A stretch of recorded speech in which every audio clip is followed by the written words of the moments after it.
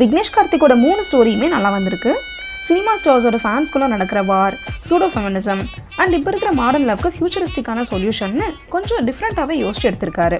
And முடிஞ்ச அளவுக்கு நம்மளை எங்கேஜிங்காக வச்சுக்கவே முயற்சி பண்ணியிருக்காரு. அண்ட் இவர் கன்வே பண்ண மெசேஜ் கான்ட்ரவர்ஷியலாக இருந்தாலும் ஒரு சிலதை ஏற்றுக்கவும் ஒரு சிலதை ஏற்றுக்க முடியாமலும் இருந்துச்சு. Humours through out the film நல்லா இருந்துச்சுங்க.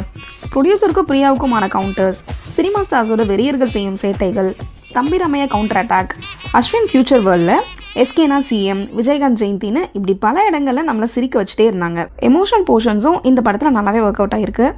பர்டிகுலராக எம்எஸ் பாஸ்கரோட லென்த்தி டயலாக் சீன் ஸ்டேஜ் பண்ண விதமாகட்டும், அவர் பெர்ஃபார்மன்ஸ் ஆகட்டும் அவ்வளோ கிரிப்பிங்காகவும் எமோஷனலாகவும் இருந்துச்சு.